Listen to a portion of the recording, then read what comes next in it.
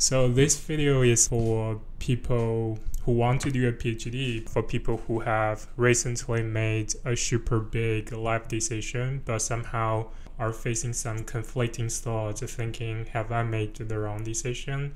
You know, this video is for you guys, but also for myself. So who are suited to do a PhD? I guess to do a PhD, you need to be a little bit crazy. If you have the thought of doing a PhD, you are probably a little bit crazy, because normal people don't wake up on a random day and just randomly have the thought, oh, let me just waste another 4 years to do a PhD, right?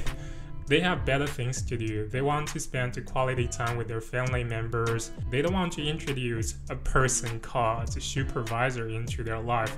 People are probably fine with having only one boss in their life. Probably a little bit too much already. They want to, travel to different countries, experience different cultures, have all this delicious food. They don't want to spend all of their time in a place called library every single day. I'm probably weird, maybe I'm crazy. I actually like going to a library, and I think libraries are really cool. Back to the topic. Normal people, they don't want to lose sleep. They don't want to lose hairs in their 20s, 30s. That's too early, right? If you are going to do a PhD, you'll probably be stressed and you may lose some sleep and potentially maybe even lose hairs. So you gotta be ready for that. And on top of that, you also have to deal with the feelings of loneliness. Not only in the sense that you won't be able to see your families and visit your friends very often because you might be doing a PhD in another country, but also in a mental sense, especially if you're thinking about doing it in your 20s and 30s. You have other things that people think you should prioritize, like establishing a family. So people may not totally get where you're coming from. Even those who are super close to you, they may not totally understand you or get you, and you have to be ready to deal with that. But I think it's probably not so big of a deal because we don't even understand ourselves fully. Have you figured out why last time you acted so stupidly in that specific occasion? Probably not, right? You don't even understand why sometimes you behave in a certain way, have certain thoughts. Why should we expect people to understand us fully? Like, we don't even understand ourselves fully. So it's too big of an ask. Nobody's going to understand you fully. I guess it's probably fun. Anyway, the point is, to do a PhD, you gotta be a little bit crazy. Apart from being crazy, you also need to be a little bit selfish. Let's first of all establish some parameters for selfish. The way that I think of selfish is more of a matter of prioritizing. You prioritize your own life. You put your own life before anything else. Because I'm a firm believer of if you are not happy, it's super difficult for you to bring joy to other people's life, to make other people happy. So I think making sure you are enjoying whatever you are doing is really important. And that's what I mean by selfish. For that reason, you need to have an intrinsic reason for doing this PhD thing. There should be an inner drive that comes within, not externally, that will fuel you to go through this whole process. And for me, that's my curiosity of finding the answer for how to study language efficiently. And I think this is a question that I've been trying to answer for I don't even know how many years, like starting from middle school, struggled at school, and then university, and then after graduating from university, coming to Australia to pursue this TESOL master degree. All of that is all for the effort to answer this question. So I've been doing this for a while, and I'm still really curious about it. It's probably because I haven't mastered this language yet. So this is a question that intrigues me so much. I just can't ignore it. I'm really jealous of some people. They may have some desire to pursue something and they are able to say, okay, I can now just ditch this desire. I'm able to not care about it anymore. I'm able to move on to the next thing. I'm able to do that for things that's out of my control, like in a relationship. If the other party decided to leave, there's nothing that I can do. I'm fine with that. But if it's in a situation that I do have control over it, that I get to choose, I have the ability to choose and fail, I'm going for it every single time. Like, I would never be able to be content without addressing this question that truly intrigues me, that I'm so curious about. I need to find an answer. I need this question in my life. So in a way, I'm doing this PhD. Probably I don't need to do this PhD, but PhD is a way to solve this problem. And I want 4 years to focus on this question, to prioritize this thing over anything else, like establishing a family, like making money, all of that. And all of these come after answering this question. I think this, in a way, is very selfish. And sometimes I'm really tortured by this feeling of being selfish, especially when my parents call me, like, when you're coming back to China, when you're gonna settle down, things like that. It really hurts me. But like I said, I don't know if I would be happy, like, if I go back to China, get a 9-to-5 job and live typical, traditional, conventional Chinese life. I'm not sure about that, but what I'm sure about is if I'm not happy, they probably wouldn't enjoy being around me. So I don't want that. Yeah, so in this sense, it's selfish. Besides this internal drive, you also need to connect this internal drive with an external drive and think about how you can benefit from this PhD thing by solving this question. You need to pay bills. You need to, take care of the people that's important in your life. So how are you going to benefit from this thing? Both in the financial sense, also in the emotional sense, I guess. Because at the end of the day, I don't think you want to keep this answer to yourself. You will want to share it with as many people as possible so that you can help them to, and for me, in my case, is helping people to study language efficiently, right? And you have this inner desire to do that because you're human being, and human beings are social creatures. You want to connect with people, and I think the way that I connect with people is by making these videos and sharing my thoughts and my ideas and answering this question as well. I don't want to keep it as my baby. I want to bring something to the table so that the people can benefit from it as well.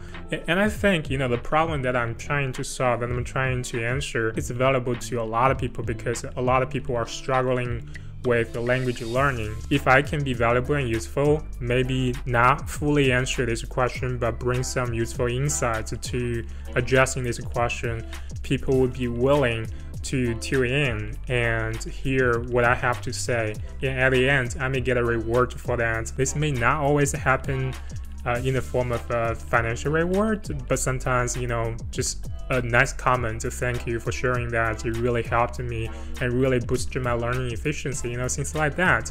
But I do think financial incentive is really important because if I'm not able to pay my bills, live a life that can support me to do the work and to do the research and finding out the answers, I would no longer be able to provide value, bring more value to the table and to people who are struggling with language learning. And this ecosystem will die. But I think as long as I keep on being valuable and useful, I'll live just fine. Yeah. So in this sense, I'm selfish. I'm trying to help others by helping myself, if that makes sense to you. Like, I'm bringing value to people so that I can feel this sense of achievement, accomplishment, and maybe potentially financial reward so that I can pay my bills and continue to do things that I enjoy doing. And I do think this external drive and intrinsic drive, both of them are super important. If you don't have them, going through 4 years of doing PhD, just burying yourself in books, it's gonna be extremely challenging because at times you definitely start wondering, how am I going to benefit from this project once I finish it? But you do not want to do it just for the sake of making money or anything like that. You also want to enjoy the whole process, and that will only happen if you have this inner drive, this curiosity that can feed you to solve all those questions.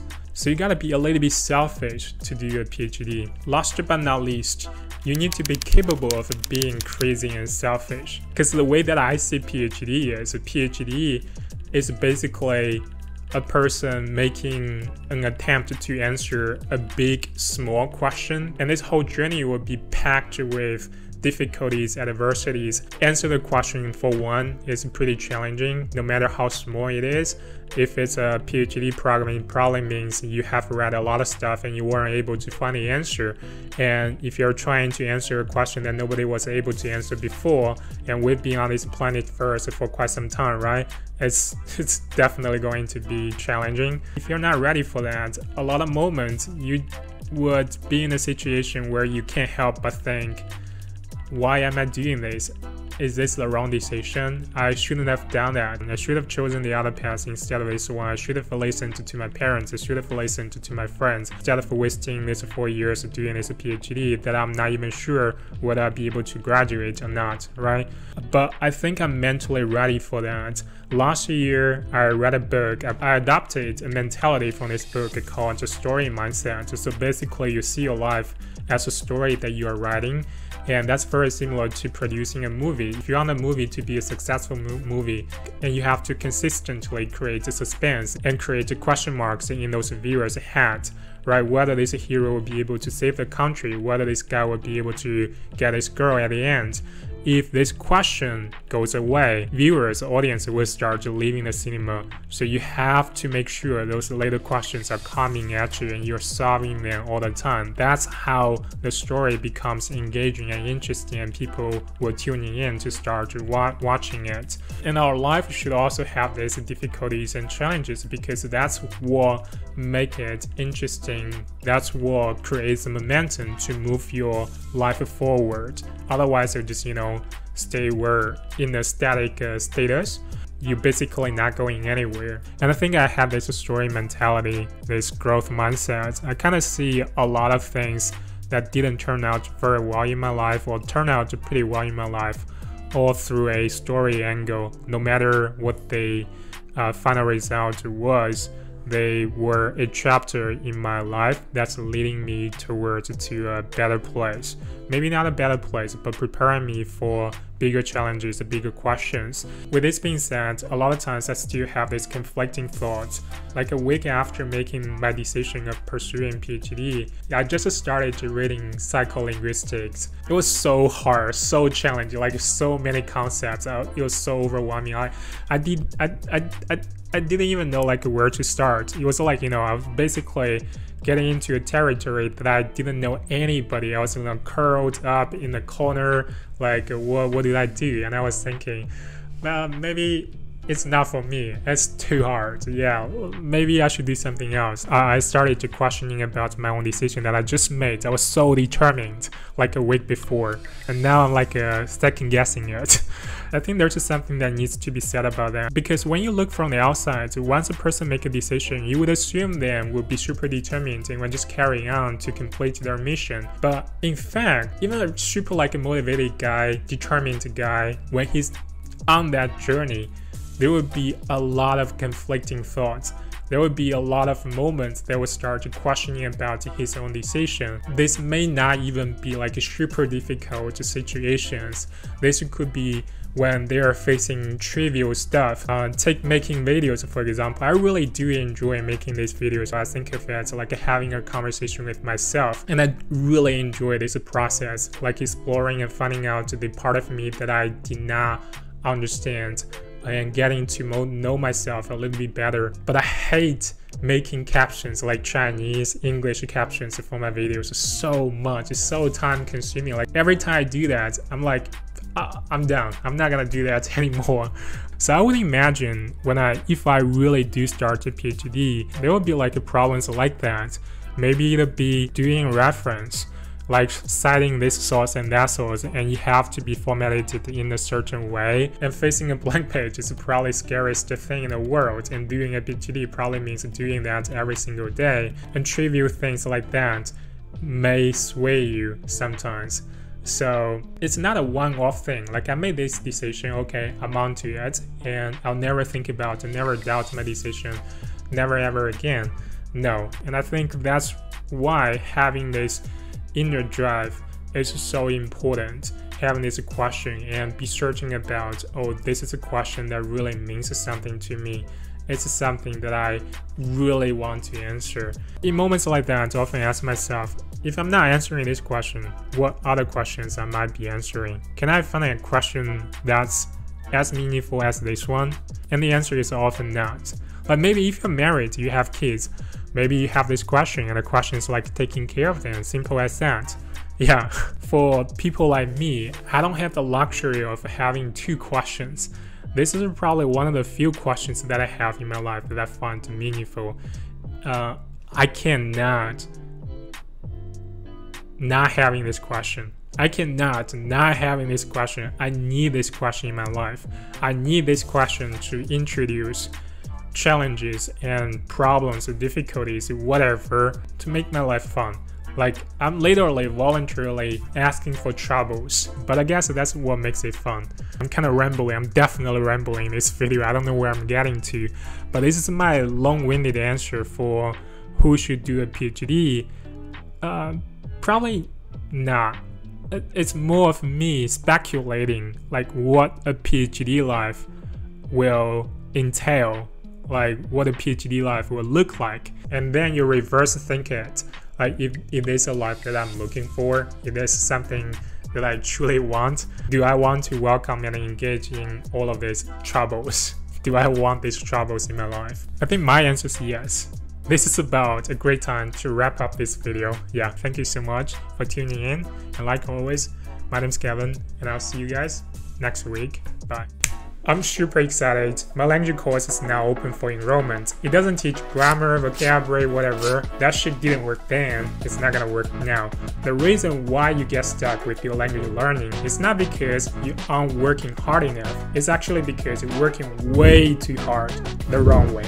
Forcing your brain to do things it doesn't like to do, memorizing vocabulary, grammar, whatever. Of course you get stuck. Stop doing that. Learn how your brain processes language, remember things, master skills. Learn in the way that your brain operates and enjoys. You supercharge your learning efficiency. This is what the course is all about. To make your learning easy and fun so that you want to come back for more and more every single day. You literally get addicted to learning. Isn't that cool? It's super cool. If you're tired of English getting in the way of living the best possible life that you deserve to live, if you don't want to waste any more time, now's your chance. I'll see you there.